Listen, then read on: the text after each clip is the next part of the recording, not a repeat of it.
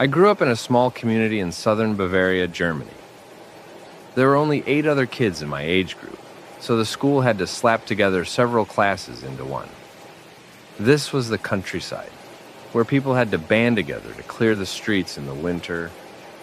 We made do.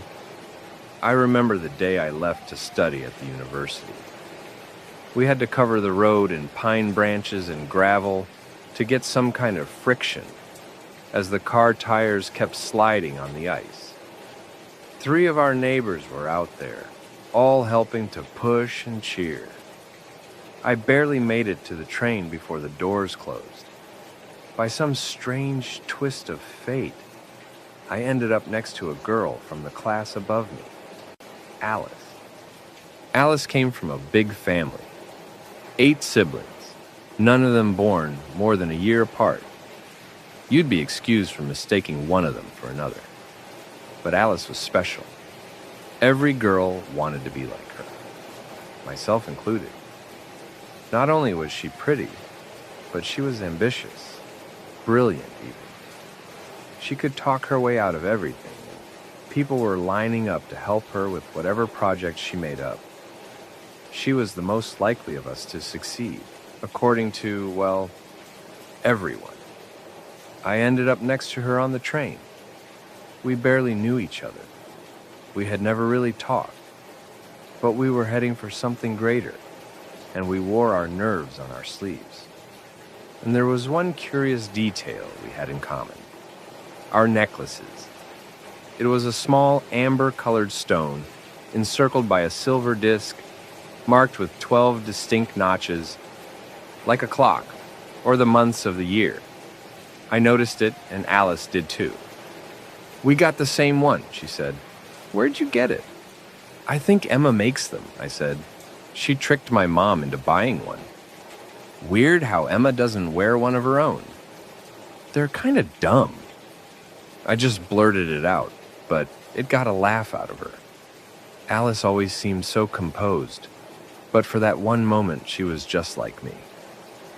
I didn't see Alice for a long time after that. I studied photojournalism.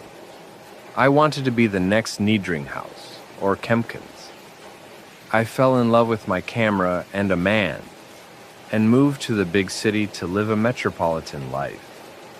I ran into a whole bunch of almosts. I almost got married. I almost became a mother. I almost got a promotion. But that whole box of almosts fell out the window, and I ended up without anything. Not even my camera. Alice, on the other hand, was on the up and up. She entered a talent show under the name Dorothea. She got pretty far, too. It was impressive in a way. I couldn't hear her Bavarian accent anymore. After the show ended, she became a presenter on a local morning show. Nothing big, and I don't even know if anyone watched it, but she was there. After a series of bad choices, I decided to move back to my old town. I got a place near Rothenburg ob der Tauber and did some side work for a small government office. But after downsizing, I was once again left without a plan. This whole story started with the dumbest thing: a selfie. I was standing outside a cafe and took a selfie when I noticed someone in the background, Alice, or Dorothea. I barely recognized her with her darkened hair and muted colors. I turned around and got a proper picture of her since I already had my phone up. I was going to send it to my mom just to say, "Look who I saw today." A couple seconds later, she turned around and noticed me, phone in hand. She raised an eyebrow and walked up to me. "Can I help you?" she asked. "You're Alice," I said, "from school." "Alice?" she said. "Haven't heard that in a while." "Yeah, you were a class ahead of me. We had the same necklace." Her hand immediately shot up to her neck, where I noticed her still wearing that same necklace. The amber stone, the silver disc. And for a moment, I could see her as that ambitious young woman again. She had that same fire. And I realized that even now, years later, I could see why people wanted to be her. "Why did you take my picture?" she asked. "Sorry, it was a surprise to see you," I said. "Is that okay?" "Yes, of course," she smiled. "Do you take a lot of pictures?" "I used to," I admitted, "but you can't make much money with a phone camera." She gave me a long, curious look. She considered something, crossing her arms. She looked back on the cafe, then at me. I think she could tell my phone was a couple of years out of date. "We should talk," she said. "You know, catch up." We had a small lunch. Well, I did. She'd already had hers. I told her about my recent misfortunes, and she listened patiently. There wasn't much to say about her life. It had been the talk of the town, and most of us knew her story one way or another. She was well aware. "If you're looking for work, I got something I'm working on," she said. "And I could use someone I can trust." "Really? What's it about?" "It's rather personal," she sighed, "but all expenses paid." "I don't know, Alice, It's Thea now," she corrected. "If that's okay?" "Of course, yeah," I nodded. "Sure." She sent me her contact info, and we decided to meet at her place later that night. Now, for those who don't know, Rothenburg has a quite peculiar architecture. Walking along those streets after being away for so long feels like stepping back in time. The medieval-like cobblestone streets are lined with traditional Germanic houses. There's even a stone wall. It's not all medieval, of course, but it really sets a different tone. Coming home from a larger city, it didn't just feel like I was back where I belonged. It felt like going back in time. Alice lived a bit on the outskirts. If you follow one of the residential roads far enough, you get to a turnabout that splits into two. One road leads to a private property, lined with a waist-high metal fence and spotlights with movement detectors. A bit further in is a surprisingly large one-story building, a somewhat modern yellow house with white square windows and a tall gray A-shaped roof, complete with a garden on the east side. It was too cold to grow anything now, but a tired fountain still puttered water from the stone of two wrestling cherubs. Alice greeted me by the door long before I knocked. She was eager to see me, and I could tell she was a bit more comfortable now. Maybe she didn't like being seen in public. I hadn't considered just how rude I'd been, taking pictures of her when she's out minding her own business. She invited me in and offered me a Tegernseer. I settled for some coffee. I was surprised to see how sparingly decorated her house was. Maybe she wasn't making as much money as I thought. That, and I had no idea she lived alone. I'd heard rumors of her dating. We sat down in her living room as she pushed a little black bag towards me. I recognized the brand immediately. I could tell what kind of camera it was before opening it. "Figures you're good with the camera," she said. "You want me to take your picture?" I asked. "I can take pretty good portraits." No, she laughed. "No, not my picture. It's a long story, but hear me out." Not only did Alice grow up in a big family, apparently it was even bigger. Turns out Alice had a different father than four of her other siblings, and some stayed with the other parent.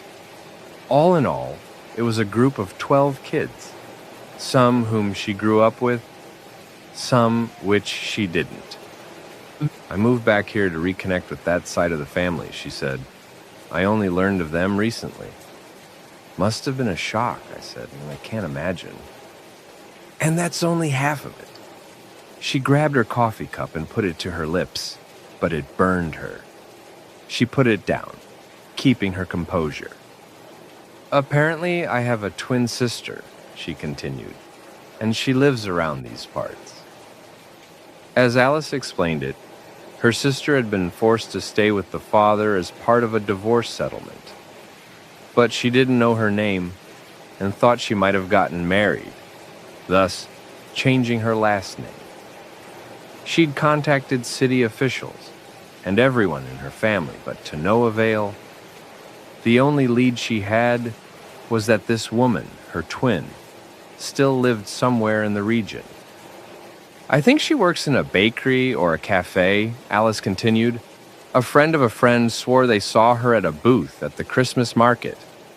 "So what do you need me for?" "I want you to help me find her," she said. "I want you to do just like what you did with me, to look for her. And if you find someone who even remotely looks like her, take a picture and come back to me." "Sounds a bit far-fetched," I added.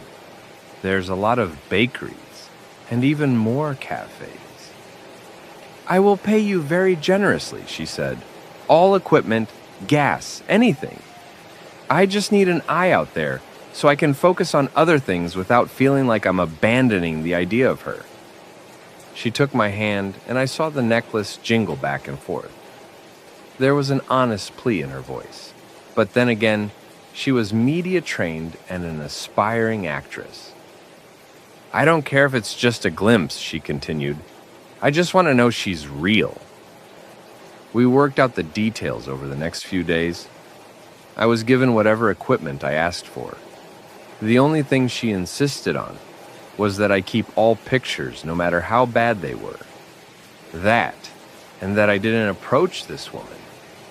That could be unnerving. It was simple enough, and I only had to check in with a phone call a day to say what places I visited. Alice wasn't picky. For the first few days, I lulled around town taking pictures of anything and anyone that even remotely looked like her. It was a dud, though. No one really stood out. I tried a couple of cafes and a bakery or two, but no one that worked there really looked like her. That is, until I checked a place in the next town over, to the west. There was a chilling rain in the air that morning, on the border between snow and sleet. Warm enough to make you sweat, but cold enough to freeze your hands, miserable. I found a small corner cafe with a cartoonish carrot mascot on the front. There, sweeping the floor, was a woman that was almost identical to Alice. She had slightly shorter hair and was a bit taller, but I figured that was just a matter of perspective. It had to be her, so I started taking pictures. But no matter how hard I tried, I just couldn't get it right. It was always slightly out of frame, or she managed to duck behind something at the worst time. Out of almost 100 pictures, I couldn't get a single one without a bit of blur. So I called Alice to ask if I should get her name and number. Alice was quick to respond, but I could tell she was busy with something. "Absolutely not," she whispered. "Just a couple of pictures, and I'll see about calling her." "I'm not getting anything good," I said. "I'm not used to this kind of—" "Don't worry," Alice interrupted.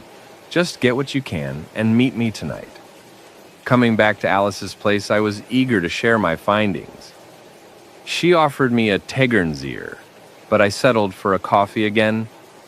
I sipped it as she browsed the pictures. She sighed, shaking her head. "It's not her," she said. "You can see it on the neck and ears and the height." "You sure?" I asked. "The pictures aren't very clear." "I'm sure," she said. "I'm sorry." No, I understand," I said. "I can look elsewhere." "Could you?" Alice smiled. "Would you mind?" "Not at all." Alice slipped the memory card out of the camera and put it aside with an implied, "just in case," and kept me company as I finished my coffee. What was the odds of there being another woman who looked like her in this region, who wasn't her twin? Astronomical. About a week later, I spotted another woman at a cafe who was almost identical. She had natural blonde hair, and her cheeks were a bit rounder, but that was it. I took some pictures and observed. I wasn't as preoccupied this time, but I noticed that I still couldn't get a good picture. I could get one of the other patrons, but not of that particular woman. It's as if the camera itself hated her. It made me question whether it was my skills or just her. How come everyone else turned out so well? Cameras don't play favorites. They just show the world as is. So what was it trying to tell me? I looked at those blurry faces long enough for the cafe to close. I watched the woman leave and couldn't help myself. I had to see what was going on, so I followed her. She walked a spiraling road out of town and took a shortcut through the forest. Somewhere along that shortcut, I lost her. I scanned the area with my camera in hand, but it was getting dark. Then I spotted her. She was just standing there, off the side of the road, looking straight ahead, seemingly paralyzed. She said nothing, did nothing. It's as if she had stopped pretending. My phone buzzed, my head flipped down, and I almost dropped my camera. Thank God for the backup straps. Looking back up, she'd turned my way. Her neutral expression soured as she noticed my camera. "No pictures," she called out. "Sorry," I said. "I'll go." "No," she repeated. "I said no pictures." "I'm sorry," I said. For a moment, we just stood there, looking at one another. Then she burst into a sprint. I ran as fast as I could, but I hadn't run in years. She apparently had. She was far faster than I'd anticipated. It took her less than a minute to catch up to me. She grunted like an animal as she swiped at me, before finally catching the camera strap. She tried to pull it off me, but the strap broke. The camera sailed away, landing bottom side down on a sharp rock, splitting the storage latch wide open and crunching the bottom of the memory card. I fell forward, scraping the palms of my hands. I covered my head and hurried back up to my feet, only to realize she was gone. Looking back on the trail, there was no one there. I was just standing there, panting like a dog, for nothing. I looked down at my camera, who'd taken a far worse beating than me. The memory card was broken and the screen was cracked. I wouldn't have anything to show Alice. Wherever that woman went, she could rest well knowing that whatever picture I had of her was broken along with my camera. I met Alice later that night and explained what had happened. She was concerned and handed me some paper towels to wash my hands. Alice didn't seem bothered by the camera at all. She could just get me another one. Instead, she wanted to focus our efforts elsewhere. Apparently, she wasn't a natural blonde, so this woman couldn't possibly have been her twin. I had no idea that Alice had faked it all these years. As I was about to leave, I threw one of the paper towels away, only to notice something in her trash can. A memory card, just like the one I'd handed her earlier. She'd broken it in two and thrown it away. I didn't mention it. Maybe she had her reasons. But what worried me was what those reasons might be. This continued for a couple more weeks. I would find someone with a similar look, and I'd fail to get a clear picture. If I stuck around, I would notice strange behavior. One of them just sat in a car for hours, staring straight ahead as if pretending to drive. Another just wandered around town aimlessly, waving at people. Another just stood at a crossing, looking at cars. I would find at least one of them every week, and they'd follow similar patterns. They would never sleep. I never once saw them sleeping, they just kept wandering around or doing things.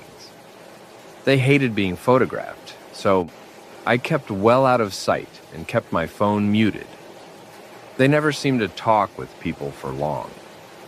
They didn't smoke or drink or eat, and they never showed any real emotion. It's like they weren't really people. They weren't really there. I only mentioned my concerns to Alice once.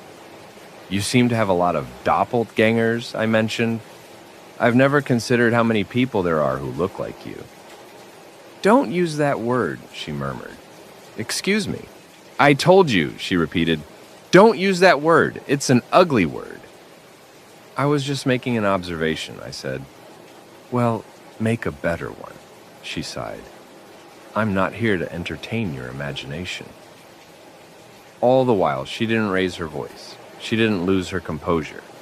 Calm as a lake and poised as a princess. The one we all aspired to be still. And with every meeting, I noticed the stack of broken memory cards grow. I had to travel pretty far to find my next target. Far enough to have to catch an overnight stay at a hotel.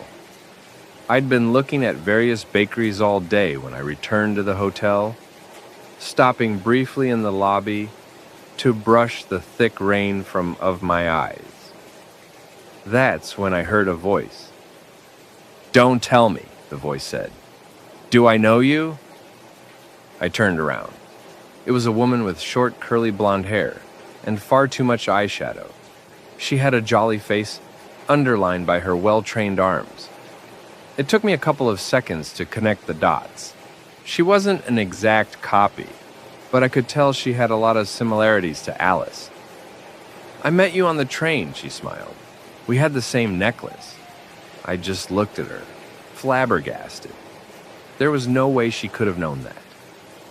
Alice? I asked. Yes, she laughed. I knew it. We ended up talking for a bit. Her move to the big city had turned into disaster, just like mine. She eventually gave up and came back to marry her teenage sweetheart. Now, she had 3 kids and worked in the hotel kitchen. She couldn't stop talking about her family and was eager to show me pictures.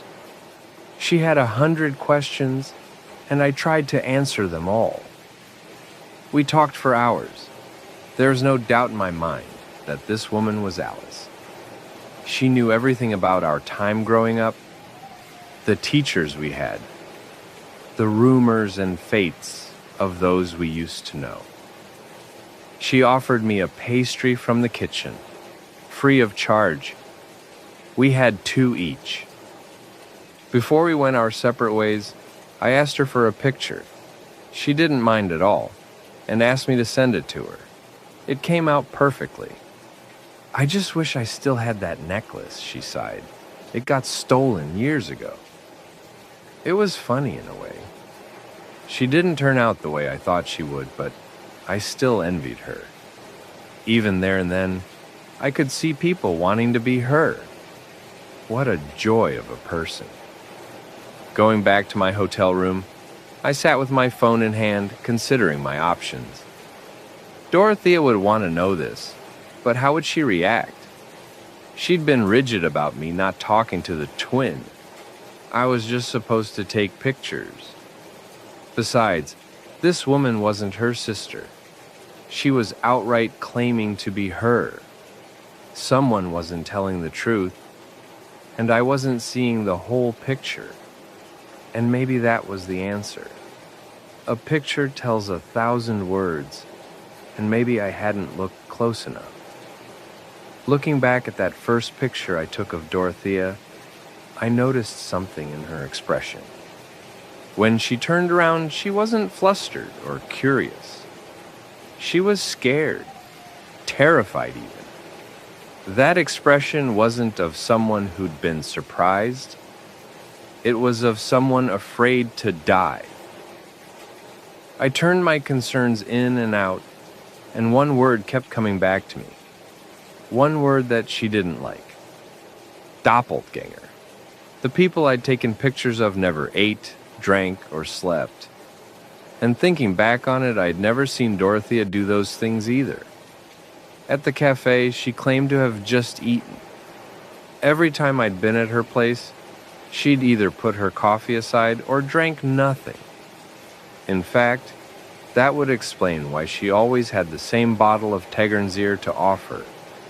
She had one herself, but did she sleep? It might all be circumstantial. maybe I was missing something.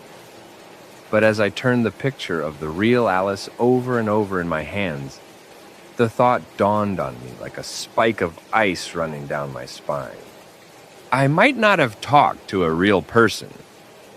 I was up late that night, scouring the web for whatever snippets of truth I could find. I looked for what I already knew, trying to find something related to it. People that only pretended to be people. Among the myriads of conspiracy theories, there were a couple of people talking about doppelgangers. Some even mentioned similar signs as I'd noticed. There was one post about a man who claimed to be followed by one. I swear he stole my shoe and ran off, a post read. Haven't seen him since. You need to get that back, someone answered. They get more real, the more things they steal from you. They'll try to replace you, another wrote. Or worse, kill you. There was so much about them, but it was hard to sift through. Most of it was nonsense. One claimed they couldn't attack people who invested in crypto. Another claimed they were actually angels. But a few statements had not only a lot of people agreeing, but others joining in to correlate their findings. One such claim was that the doppelgangers hated one another and would compete to be the only remaining copy. But the most important discussion was how to destroy them. Apparently, breaking a picture of a doppelganger would also break the creature itself. My mind drifted back to the cracked memory cards in Dorothea's trash can and the disappearing lady who'd chased me. It doesn't work on the good ones, a final post mentioned. If they have taken something from you, you can barely tell them from the real thing, and you can't break their picture. I barely got any sleep that night. My head was spinning and my mind kept drifting back to what I'd seen. I tried to put it together. Around midnight, I got a text message from my employer, and my worries settled in my gut. You got something for me? She texted. I'll come by tomorrow, I wrote back. See you then. Before I turned my phone off, I scrolled to her number. I bit my lip as I changed her contact information from Alice to Dorothea.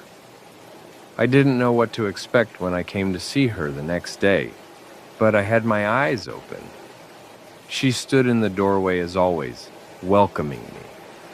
I tried to keep a straight face, but it didn't feel genuine. I think she noticed. You all right? She asked. Long day, I said. Sorry. We stepped inside.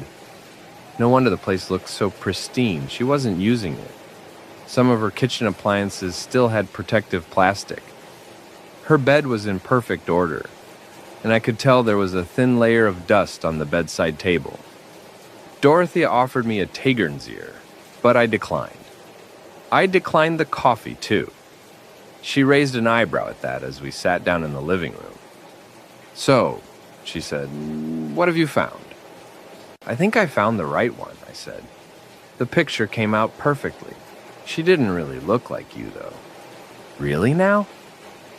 She turned to me fully, giving me complete attention. She held out her left hand. I raised the camera. What are you going to do? I asked. I'm going to speak to my sister, she smiled. Now, hand me the camera. Are you both named Alice? Her smile never faded. She leaned back a little, her face stuck in that same unsettling glare, like the eyes of a porcelain doll. She did not blink. Did you speak to her? She asked. You didn't answer my question. I have no obligation to, she responded.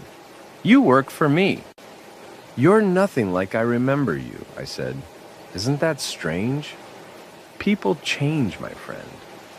I leaned back in my chair, putting the camera away. You have no memory of meeting me on that train, do you? She didn't respond. That's why you didn't recognize me, I continued. You don't know. The camera, if you would. Just tell me honestly, I said. If not Alice, then who are you? Maybe I'm my own person, she said, leaning a little closer. Now how about you be a good friend and hand me the fucking camera? I slid it across the table and got up from my chair. She immediately turned it on, noticing that the memory card was empty. I'd switched them earlier. I snapped a picture of her with my phone, bathing the room in a sudden flash. She clutched the necklace around her neck, but the picture came out perfect. So that's it then, I said. That's how you pass as normal. Maybe you should learn to mind your own business, she said. Maybe you don't know what you're getting yourself into. Maybe I don't like being taken advantage of, I snapped back. Maybe I don't want to bloody my hands handing over a victim to a... To a what? She got up from her chair, letting the camera roll across the floor. She looked at me from across the room, unblinking, her lungs still. She had stopped pretending. To a what exactly? She repeated. I looked at this thing from across the room. I'd seen her with that same smile on TV. She'd been clever and tried to make herself into a new person. But Dorothea was something different, and she knew that I knew. It dawned on me that she might not let me leave. I backed away, keeping my phone raised. Doppelganger, I whispered. You should have swallowed that fucking word, she growled, instead of spitting it at me. Without facing away from me, she pressed her fingers into the wall. They were so hard and sharp, like stone, tearing long lines in the wallpaper. But no, she continued. You get to be who you want. You're duller than a butter knife. You couldn't dream bigger than taking pictures of lamps, streets, or of people better than you. You're not better than me, I snapped back. And you're definitely not people. She made this awful sound, like she inhaled through a straw and never stopped. An inwards breath turned screech as she tore through whatever she could get her hands on. And even then, her face never changed from that serene smile, but everything I felt from her was this boundless disgust. I threw myself out the door and took a sharp left, running through her garden. Dorothea was so distracted that she almost kept heading straight, but she managed to spot me before I turned the corner. She came after me like a thunderstorm. I rushed past the little signs of her budding garden. I trampled right on through, but so did she. I leapt over her waist-high fence, snagging my coat on one of the iron spikes, but I let it tear. Dorothea leapt over it like she was made of nothing, sliding across the sleet like a swan settling on a lake. There was a slope leading down to a patch of sparse pine trees. She was gaining on me. I took a sharp left as Dorothea slipped, tumbling down the slope, clawing at the ground as I gained some distance. Then she stopped. For a moment I did too, looking down on her from the top of the slope. She wiped the sleet-covered hair from her face, then turned away from me. We weren't alone, I should have known. Dorothea had gotten rid of at least a dozen other doppelgangers, thanks to my pictures. It was only a matter of time before they had something to say about it. A handful of them emerged from the woods. If I'd been a little more observant, I would have noticed them long ago. A car following me. People watching me from afar. Hell, the spotlights who stayed on as I entered Dorothea's house. Just as I'd watched them, they'd done an effort to watch me, and I'd lead them right to her. Just as she was vicious and clever, so were they. They spoke their own language, short, spit-like words with harsh consonants. They circled her like sharks. Dorothea in turn pointed at me, but they weren't buying it. Then, cold steel, something pressing against my throat. Walk. They wrestled her to the ground like a herd of cats. scratching and tearing at one another. They tore chunks of her hair, and she didn't even blink. A snake pit of tattered clothes and neutral faces. At the end of it, she was on her knees, held by 3 others who could have been her sisters. An arm reached out from my side and held up my phone. I heard a twang as her necklace was torn off and thrown to the ground. "Take her picture," one of them whispered in my ear. "Now!" They held my arm straight, making sure I couldn't use it on anyone else. I pressed my finger to the screen, taking her picture. Her face was blurred, her movements staggered and strange. A living smudge, a half person, a colorful shadow at best. Dorothea looked up at me, her face as neutral as ever. But somewhere in that picture, I could see her hatred. Not in a grimace or expression, but in the whirling impressions left on the screen. The steel pressed closer to my neck. "Break it," they whispered. "She cheated. She skipped the line." And so I dropped my phone to the ground and cracked it with the heel of my boot. There was no drama, no explosion or screams. Dorothea simply disappeared like a silent, popped balloon. A whiff of air, lost in the wind. Nothing returned to nothing, leaving a handful of belongings behind. A coat, some pants, no shoes. The doppelgangers clawed at her things, trying to get to the torn necklace. The one at my throat was distracted and let their composure slip. For a second, I could act. They hissed at one another, muttering their spit-like words, trying to convince each other to let the necklace go. But I remembered something. Dorothea had called me several times. She had a phone. I dropped to my knees and tapped her right coat pocket. I was lucky. My fingers slipped her phone out of her pocket, and I rolled onto my back. I held the phone up like a shield. My attacker recoiled, covering their face with their hands. The others hurried back, hiding behind trees, bushes, and each other.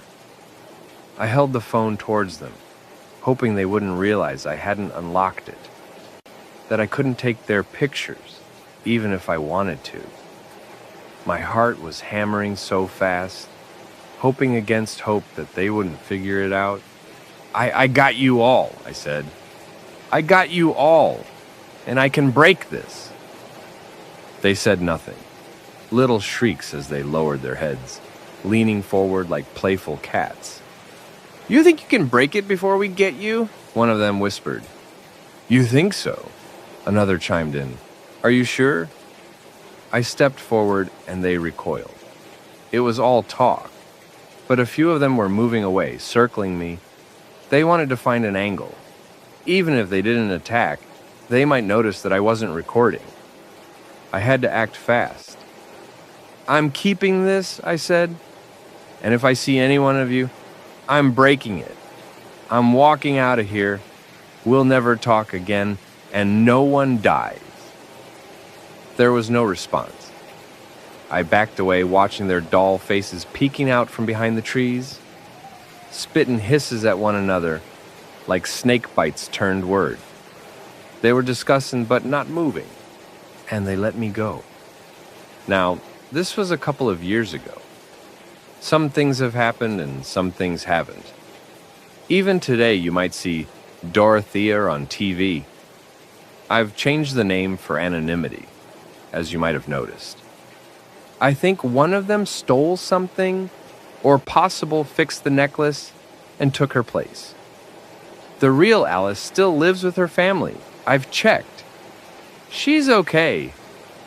Things turned around for me not long after that. I got a job with a news agency.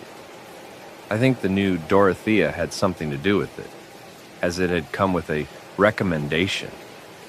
Maybe she figured keeping me happy might keep me from breaking that phone. Or maybe they just wanted me distracted. Or maybe it wasn't them at all. I've since made a bit of a name for myself.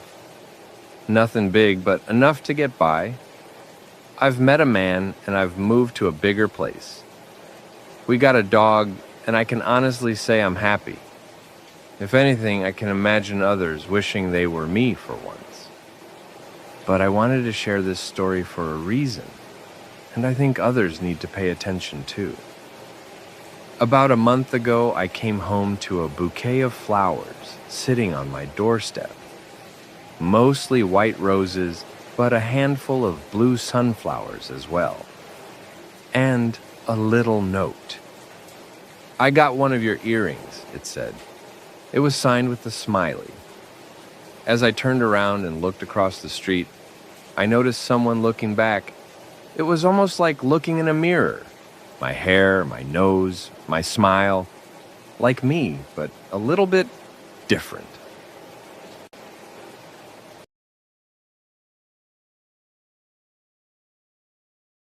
Back when I grew up in rural Minnesota, my mother wanted me to keep in touch with my Scandinavian roots. We haven't lived in the Nordic countries for 3 generations, but there are still a couple of things that stick around. Behavioral quirks mostly, and a couple of traditions that have been with our family for as long as anyone can remember. Putting porridge out for the forest gnomes was one thing. Mom used to trick me with these dolls that she'd put in the snow and point to, saying, "Don't move too fast, you'll scare them." And let's not talk about dancing around the maypole. That stuff's just embarrassing. But the most peculiar tradition is the one about A Midsummer Night's Dream. I know that's a Shakespeare title, but it's also a traditional Scandinavian thing. It goes a little something like this. On the evening of midsummer, you're to collect 7 kinds of wildflowers. Then you bundle them up and put them under your pillow. If you do, you're supposed to dream of your one true love. Now, I have 3 sisters.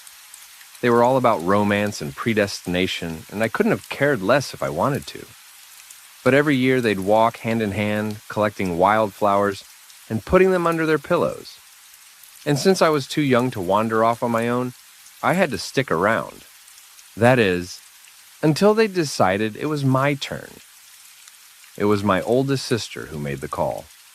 She was 12 and I just turned 7, but she figured the earlier the better. "You have to tell us what she looks like," she said. "Like, if she's tall or thin or fat." "I bet she's fat," said my second oldest sister. "Statistically, she's Chinese or Indian," said the other. "That's where there are most girls." I tried to ignore them, but their cackling got on my nerves.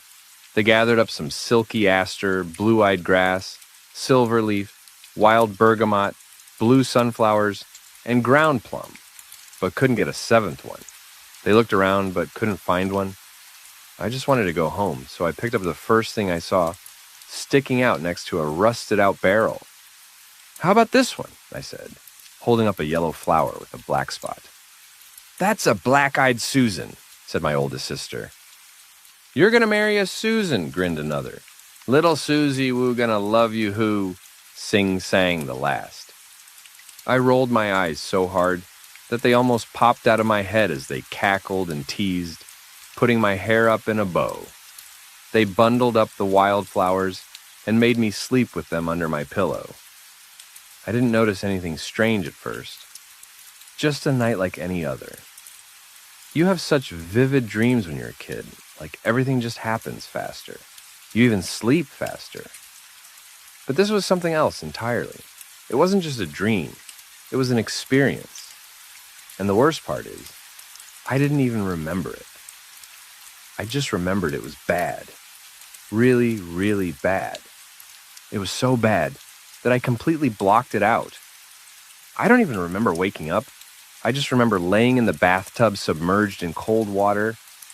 I looked up at my 3 sisters. They looked terrified.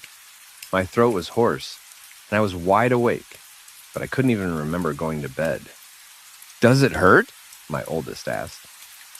Her voice was different, lower, careful.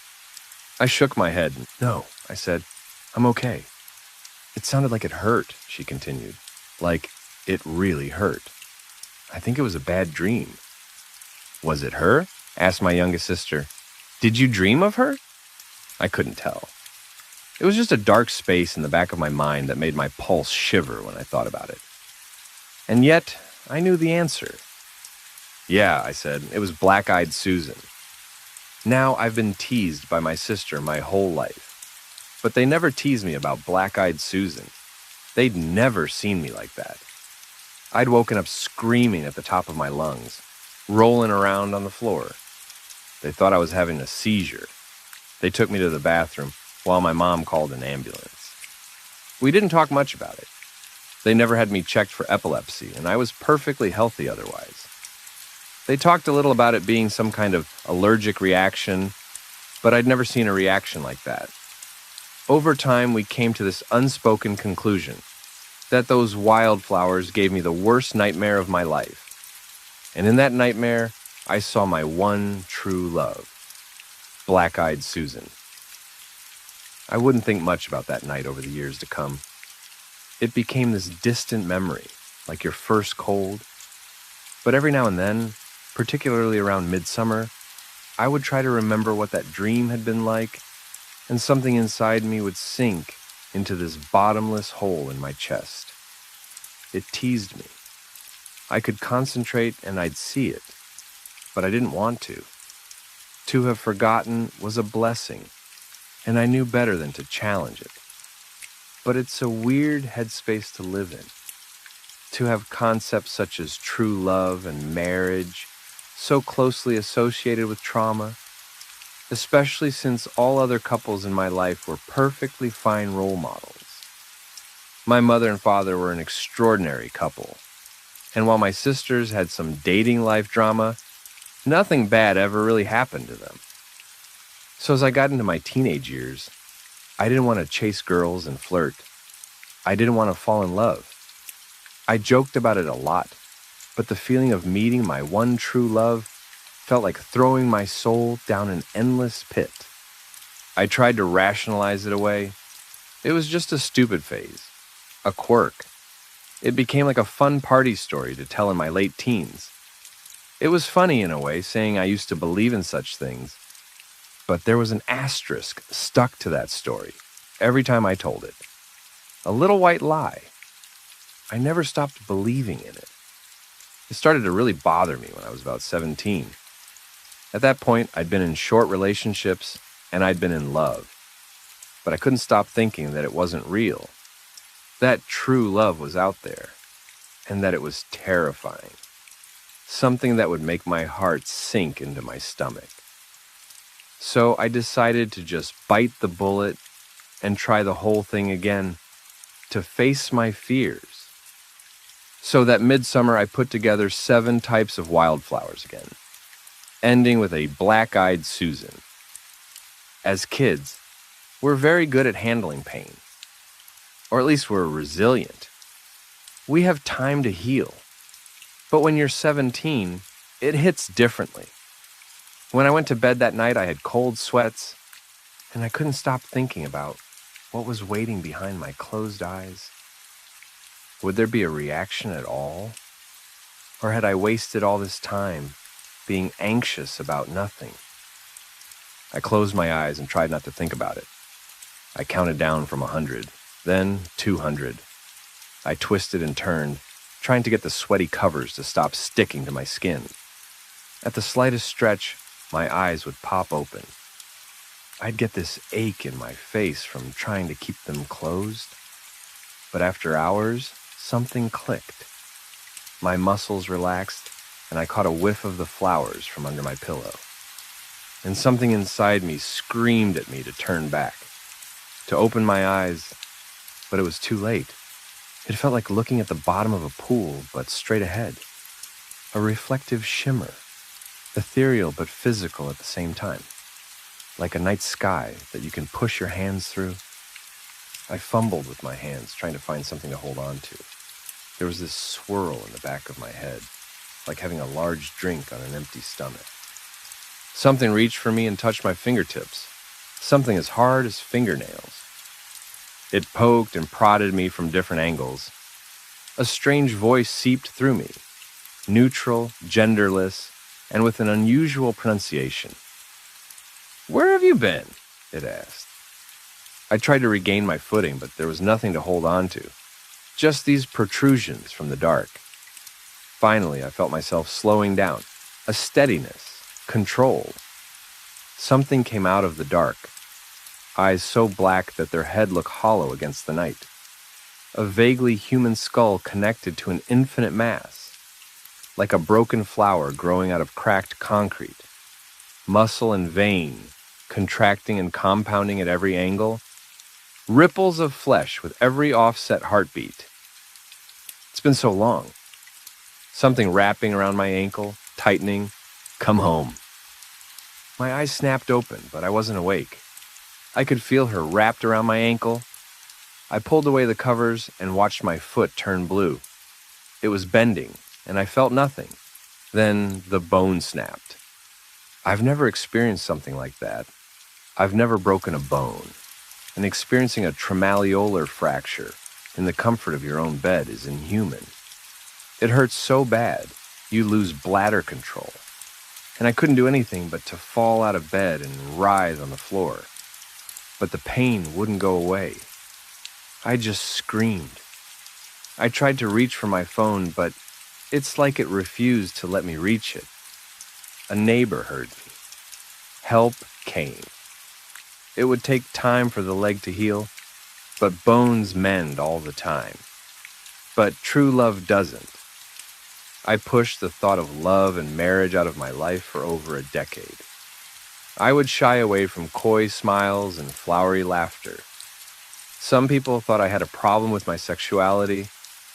Others thought I was under some kind of religious repression. I tried to explain that relationships just weren't my thing, but it's hard to explain without a reason. If I was really pressed about it, I'd say it was a childhood trauma. That usually stopped the questions. I do this for years, a string of short-term relationships, where I kept hoping and praying I wouldn't fall in love. Anything to keep me away from that dark space. I couldn't tell what was going to happen if I met someone who'd make me feel things, real things. But life isn't so simple. It would take me years, but when I turned 31, I met her. Lilia hit me like a summer's breeze the first time I talked to her. It was a birthday party, and she was invited by a mutual friend of ours. Lilia had been working overtime and forgotten all about the party, so she joined at the last minute. She showed up in an oversized hoodie and yesterday's jeans, spending most of the night at the snack table looking at her phone. Her enthusiasm started and stopped at bobbing her head to the music. When I saw that we were out of pretzels, I went up to talk to her. "Looking for snacks?" I asked. "Your mom's a snack," she snapped back. "All right, yeah, but I was talking about the pretzels." She looked at me like I'd struck gold. She'd been so hell-bent on the idea that I was coming up to hit on her that it never even crossed her mind that she'd eaten a full bowl of salty pretzels. She snort-laughed, apologized, and I felt my heart skip a beat. I knew it was trouble. I liked her. Lilia was a work-from-home back-end developer. She spent most of her days trying to steer her team through rough deadlines and absurd last-minute changes. She explained it as trying to teach cats algebra while falling out of an airplane. She cycled through periods of insane stress to weeks of coasting, which she'd made into an absurd routine. Clearly something she couldn't keep up forever. We didn't start dating right away. We chatted a bit and found out we had a lot in common.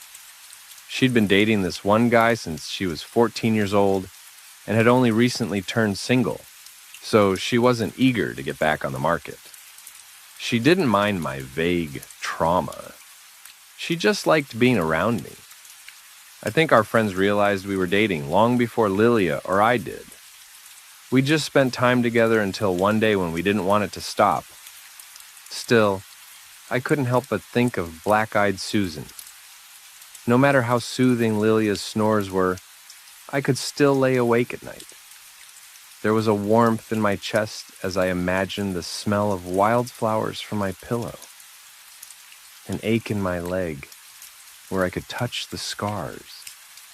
If I were to truly fall in love, what would happen? Those nights came more often, from once every 6 months or so to every week. After having dated for about a year, Lilia was eager to help me get over the whole thing. She knew it was a trauma, and she knew I didn't want to talk about it, but she couldn't let it go. And of course she couldn't. She was in a loving relationship with a man who couldn't say he loved her, and all she knew was that something had happened. It got to a point where it was driving a wedge between us. She wanted to help, and I wanted her to understand.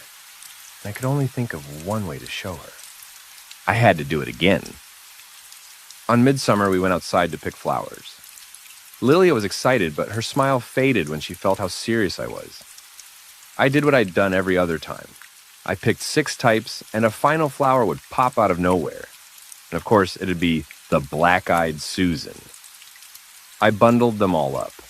I could feel a phantom pain cutting into my leg, which gave me a limp.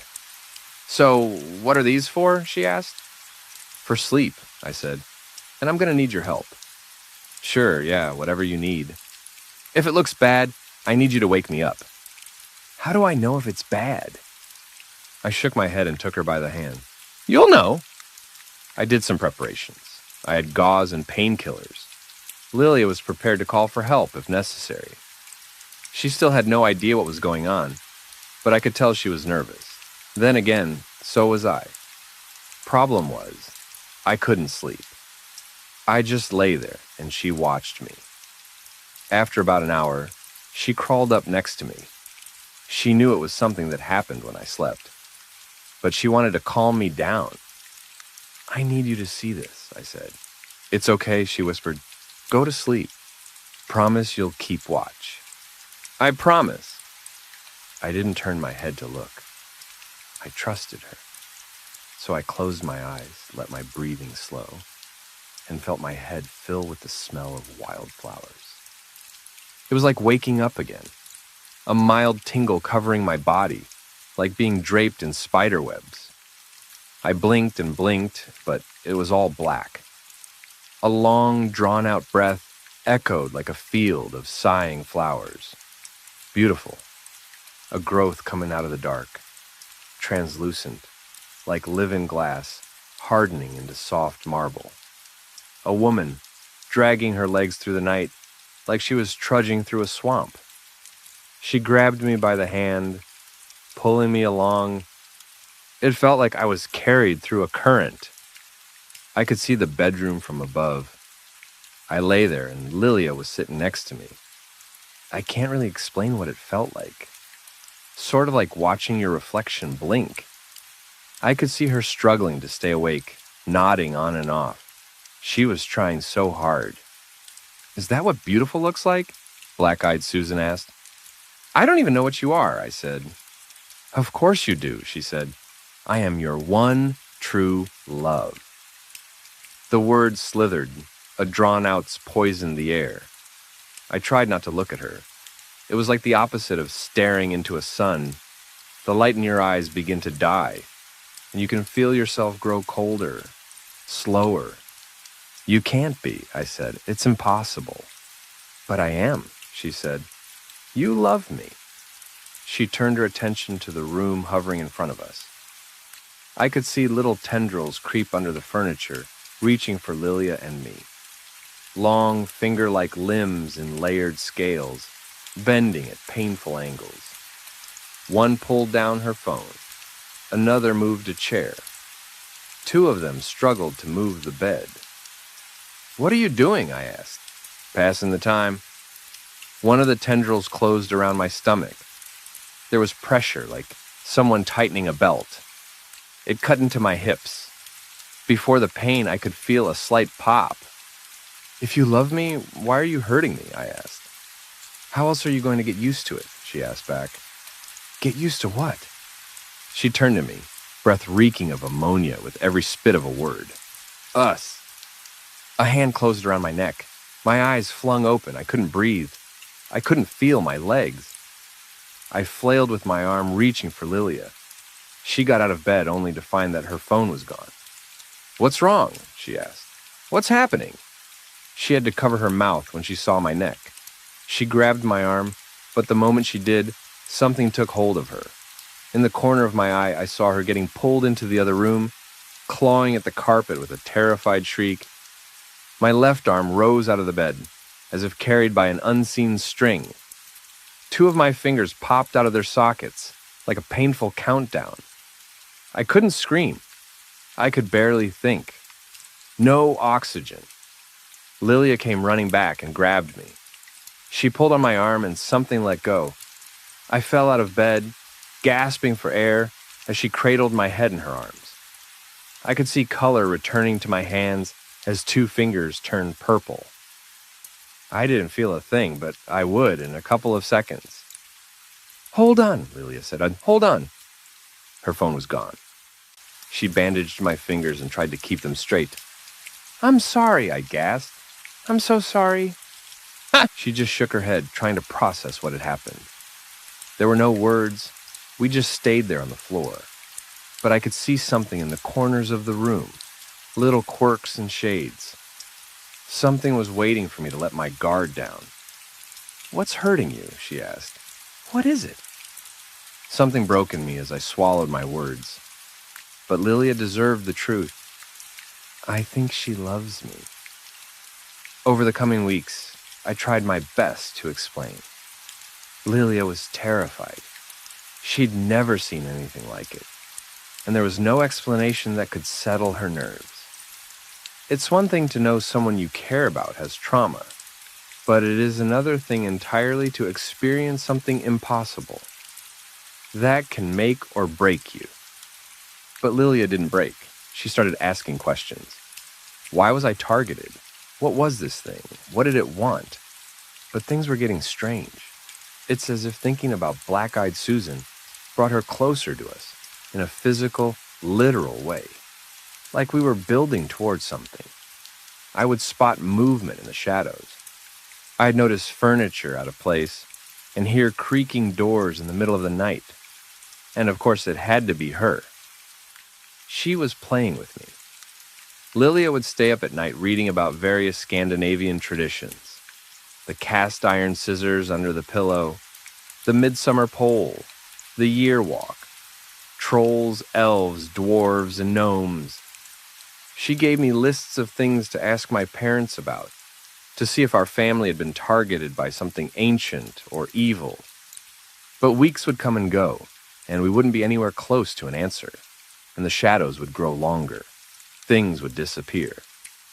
And every night when I closed my eyes, I'd catch a whiff of earthy wildflowers. Things would quickly progress beyond tricks and shadows. At one point, I was tripped while walking down a flight of stairs. Another time, something pressed down on the gas pedal, sending me straight through a red light. It's a miracle no one was hurt. Lilia wouldn't go unscathed either. Electronics would break or go missing. Odd sounds would wake her up at night. She told me that sometimes she'd see a silhouette outside the window, as if someone was trying to catch a peek of us. Every time she looked closer, it would turn out to be fallen leaves or a peculiar branch. It was stressful, but there wasn't really an option. What else could we do but to stick together and love one another? I don't remember the moment we moved in together. It just made sense since we spent all our time together anyway. She just moved more and more of her stuff in, and all of a sudden her place was pretty much empty. So yeah, we lived together. It wasn't really a conscious decision. Lilia had a couple of rough ideas about what that thing might be. She had a binder with ideas ranging from Arthurian mythology to djinn and some kind of Polish bird demon. None of them fit perfectly, though, and frankly, it was such an odd thing for it all to be tied to this one ancient tradition. How could this thing be my true love? What was I missing?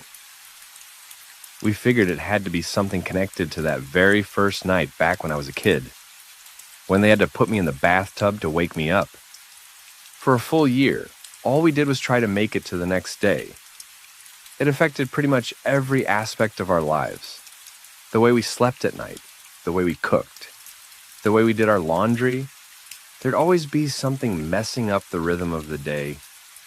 It exhausted us, not just mentally and physically, but socially. We stopped going out. Hell, we barely even talked. Instead, we kept our heads down and tried not to think about it too much, silently hoping for the problem to solve itself as Lelia's binder gathered dust. But once the next midsummer came around, there was a difficult discussion to be had. We can't live like this. She'd sat me down at the kitchen table.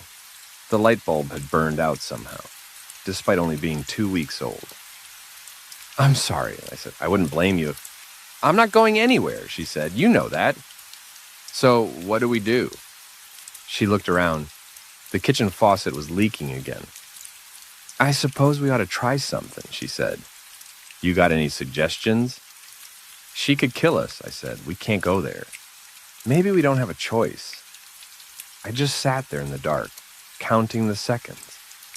She was right, of course, but that didn't mean I had to like it. As midsummer came, we decided we would do this together. We got a single large pillow and gathered the flowers together. We didn't say a word. We just walked among the wildflowers as a low rumble lingered on the horizon, a damp taste in the air as a storm brewed. But to me, all I could see was the woman I loved and how she carefully brushed her hands against the tall grass. Even now, she could find something to appreciate. Tradition, ritual, and myth be damned. At that moment, there wasn't a force in the world that could convince me that she was anything but my actual true love. We rounded out our wildflowers with a black-eyed Susan. It was hidden next to a rusted-out barrel, as if trying its best to hide. But like every other year I'd done this, I'd find one. And with all 7 wildflowers in hand, we bundled them up and wandered home, hand in hand. We hugged each other tight as we went to bed. Some way, somehow, we would make it through the night. We had to. When I opened my eyes, something felt different. I thought I was standing in sand, but it was more like a fine concrete dust.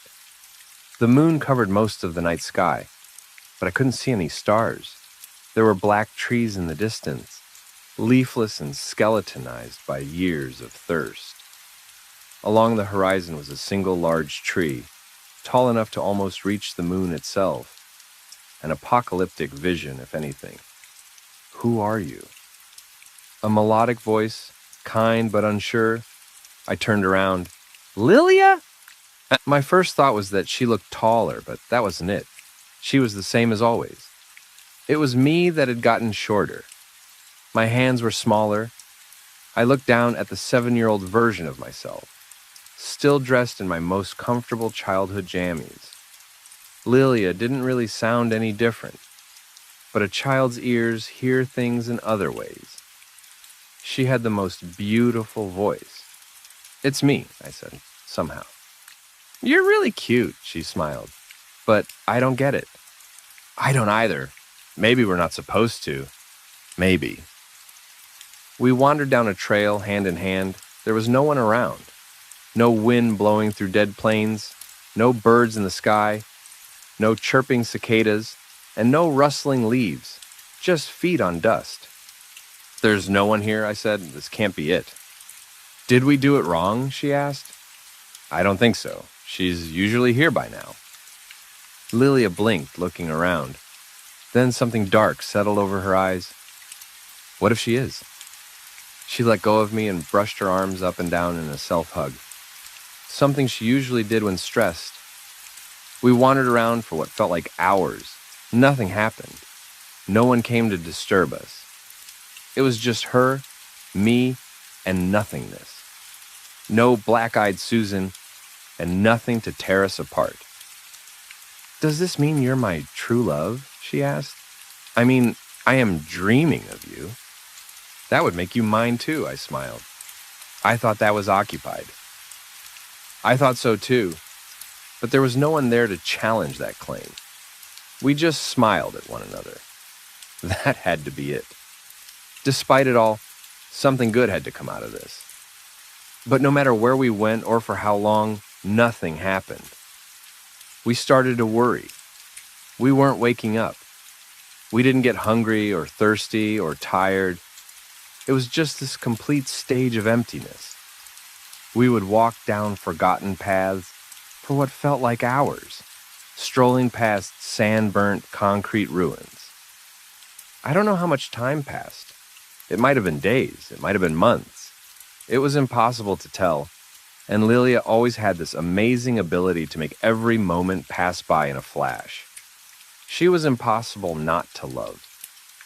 Even then, and even there, we'd make jokes and laugh, though I couldn't get over the feeling of being stuck in my younger self. You don't realize how much you've changed until you step back into old shoes like that. Then I noticed something, a flicker of yellow. Right there behind a rusted-out old barrel was a black-eyed Susan, the same yellow flower I'd found on that fateful midsummer night as a kid. I don't know how I recognized it, but I did. It was the same flower. It had to be. I picked it up and showed it to Lilia. "Strange, huh?" I said.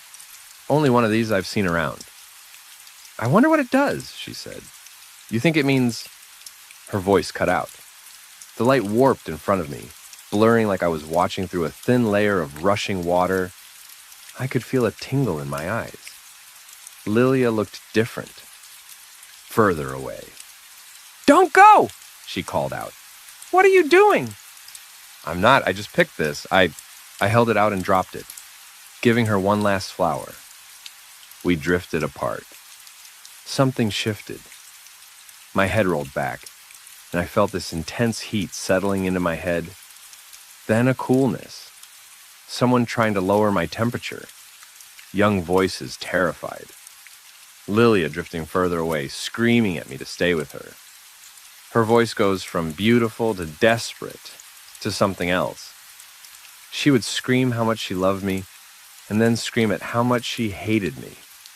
I would leave her in that place for what would equate to eternities, for her to twist and turn in a place where she'd have nothing but her thoughts and regrets, where a starless sky would seep into her, whispering things to do, ways she would play whenever I returned, her head spinning with tales of jinn and mares and demons. It would just be seconds passing as I felt her disappear, but in those seconds, there would be eons. Long enough for a body to forget what humans look like, for a mind to forget what love is supposed to be, for a word or a phrase to change. True love. An ammonia-reeking scream reflected off a fractured space as she reached for me, trying to pull me back through the breaking light. A hand so warm that it burned my face. How could I be so cruel as to leave her for endless time to suffer? How could I be so selfish? Black-eyed Susan, Lilia, my one true love. Then I woke up. My head burst through the water as I looked up at my three sisters. I was 7 years old and still in my jammies, submerged in the bathtub of my childhood home. And as healthy young minds do, my memories healed themselves, sealing away a trauma for me to uncover years down the line. Life would turn out the same way. Awkward teenage years, short relationships, and I'd come back to that broken place time and time again, and she would play her games, reminding me of the betrayal she felt, and I wouldn't understand. That is, until one night, when I woke up alone. We'd gone to bed together, but only one had made it back. I'd lived a life twice, and I hadn't even realized it. I stumbled into the shower, set it to cold, and collapsed. I could just think of one thing to say. "I'm sorry, I'm so sorry." Another view of the world from behind a shimmer, be it warm tears or running water. Today I'm 47, never married, no serious dating. I go back to Lilia every year, hoping I can find something to remind her of what she used to be. I've tried bringing things along, something to bring her back with me. I've yet to find anything useful. It doesn't work like that. Sometimes I try to stay a little longer, but the pain is unbearable. I suspect one day she'll kill me and I won't come back. I suppose that's the only way this can end. I try not to think about it, but when I do, I try to convince myself that I will end up the same way as her. Maybe we can find solace in our madness. Maybe we'll live together in a paradise of dust and strange moons. I don't know. I don't think that old tradition just shows you true love. I think it will take you to a place where you can meet. But perhaps that place isn't what it used to be. Maybe there used to be more flowers and dancing. I've asked my sisters about what they've seen the times they've done this. All they tell me about is handsome men and blue skies. I guess we don't all go to the same place. After all, true love isn't the same for everyone. If there truly is someone for everyone, well, then we must face some hard facts. They could live across the world. They could have passed away. Or maybe they're just not what you expected. But the older I get, the less I worry. Maybe I'll wake up in that bathtub a third time, years from now. And if not, then at least I get to see her again. There must be something of Lilia left in Black-Eyed Susan. There has to be. Or else she wouldn't still be my one true love.